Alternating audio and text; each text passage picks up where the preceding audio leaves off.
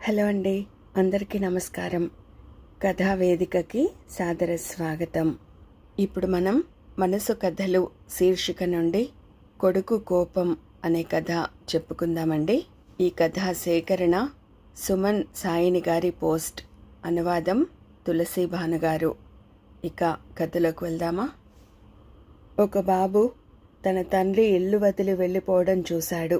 అమ్మ వల్లే నాన్న ఇల్లు వదిలి వెళ్ళిపోయాడు అనుకున్నాడు. ఇప్పుడు నేను అమ్మతో అనుబంధాన్ని ఇంకా పెంచుకోనా, లేదంటే నాన్నని దూరం చేసిందని అమ్మతోనూ దూరంగా ఉండనా అని ఆలోచించాడు. అతనికి రెండో ఆలోచనే నచ్చింది. అంతే, ఇల్లు వదిలి అమ్మను వదిలి వెళ్ళిపోయాడు. వెళ్ళొద్దు నాన్న అని అమ్మ వెనుక నుంచి చెబుతున్నా వినిపించుకోలేదు. అప్పుడు అతనికి 16 ఏళ్ళు. తనని తాను గట్టెక్కించుకుంటూ పెద్దవాడయ్యాడు. ఉద్యోగం, పెళ్ళి, అలా అలా జీవితంలో స్థిరపడ్డాడు. మధ్యలో 2-3 సార్లు తల్లి తన ఇంటికి వచ్చినా, తన కోసం తనకిష్టమైనవి వండుకుని తెచ్చినా ఎందుకు వచ్చావు నువ్వంటూ తల్లిని గుమ్మంలోంచే పంపించేశాడు. చిన్నప్పటి దిగుళ్ళకి దూరంగా బతకాలని అతని ప్రయత్నం. అందుకే తాను వదిలిపెట్టి వచ్చేసిన తల్లిని, తమని విడిచిపెట్టి వెళ్ళిపోయిన తండ్రిని అతను వీలైనంత గుర్తు తెచ్చుకోడు. ఆ అలజడి జ్ఞాపకాలు అతని మనసుని పాడు చేస్తుంటాయి. అతనికి ఓ బిడ్డ పుట్టాడు. బిడ్డని చూసుకునే క్రమంలో భార్యకి పని ఒత్తిడి ఎక్కువై అతన్ని నిలదీసేది.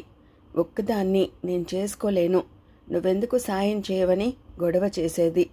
అతను కూడా ఎదురు పోట్లాడేవాడు.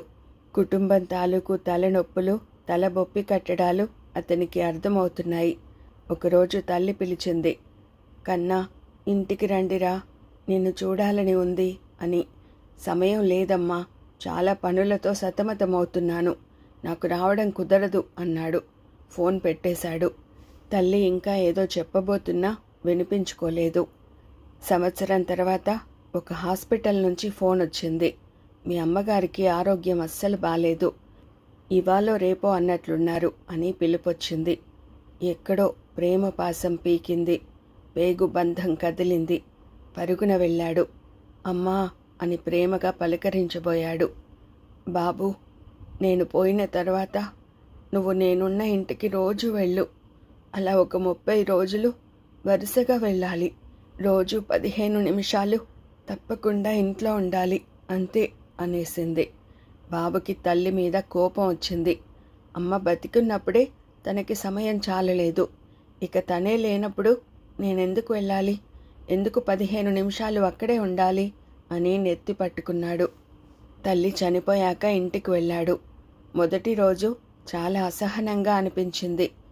ఒక్కో నిమిషం ఒక్కో యుగంలాగా అనిపించింది. ఎందుకు అమ్మ నాకు ఇలా చెప్పి చేయిస్తోంది, తను పిలిచినప్పుడు రాలేదని పగ తీర్చుకుంటోందా అని రకరకాల పిచ్చి ఆలోచనలు చేశాడు. ఒక 4 రోజుల తర్వాత నెమ్మదిగా అలవాటు పడ్డాడు. తప్పదు కదా అన్నట్టు సర్దుకుపోతున్నాడు.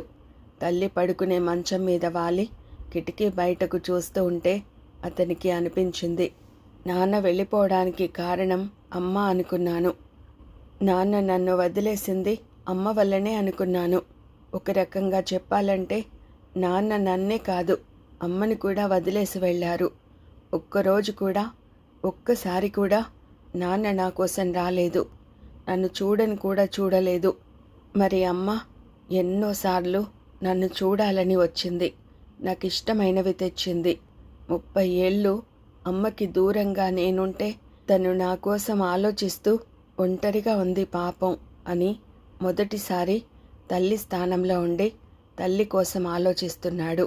అయ్యో అమ్మా అని బాధేసింది.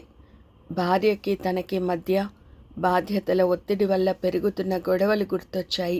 భార్యకి ఎక్కువ బాధ అనిపిస్తే తనను వదిలి వెళ్ళిపోతుందేమో అని భయమేసింది. ఇక నుంచి తాను భార్యకు తోడు నీడగా ఉండాలి, తన కష్టాన్ని పంచుకోవాలి అని నిర్ణయించుకున్నాడు. బహుశా సరైన అంతర్మథనం అతనిని ఎదిగేలా చేసినట్టుంది. రోజురోజుకి పరిణితి చెందుతున్నాడు. భార్యతో ఇంటి అవసరాల గురించి వివరంగా చర్చించుకుని అవసరమైన మార్పులు చేసుకున్నారు. చాలా రోజుల తర్వాత భార్య మనసారా నవ్వింది.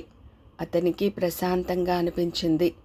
చివరి రోజు 30వ రోజున తలుపు తీసి అమ్మ ఇంట్లోకి వెళుతుంటే మనసుకి తెలియని దిగులేసింది. ఇల్లంతా తిరుగుతుంటే ఒకచోట ఉత్తరం ఉంది. అమ్మ హాస్పిటల్లో చేరే ముందు రాసినట్టుంది. కన్నా, నీకు తెలిసి తెలియని కోపం నా మీద. నీకెలా సర్ది చెప్పాలో కూడా నాకు తెలియలేదు. కానీ ఈ 30 రోజులు నేనెలానూ లేను కాబట్టి కోపం ప్రదర్శించాలనుకున్నా లేని నా మీద ఎంతవరకు కోపంగా ఉంటావు? ఏదో ఒక క్షణంలో నా గురించి ఆలోచిస్తావని నాకు తెలుసు. ఈరోజు నా మీద నీకు కోపం ఉండదనే నా నమ్మకం. ఇప్పటి నుంచి నీ పూర్వ అనుభవాల ఆధారంగా మనుషులని సరిగ్గా అంచనా వేసుకుంటావని, అనవసరంగా ఎవరిని దూరం చేసుకోవని ఆశిస్తున్నాను. అమ్మగా నువ్వెప్పుడూ ఆనందంగా ఉండాలని ఆశీర్వదిస్తున్నాను అని రాసిన పిచ్చి తల్లి వాక్యాలు చదువుతుంటే అతని కళ్ళు మసకబారాయి. అతని కళ్ళ నీళ్లు అమ్మ రాసిన అక్షరాల మీద జలజలా రాలిపడ్డాయి. తల్లి పాదాలకు ప్రేమతో నిండిన కన్నీళ్లతో వందనం చేసినట్లుగా అనుకున్నాడు. వ్యక్తిత్వం ఎదిగిన మనిషిగా బయటకు బయలుదేరాడు.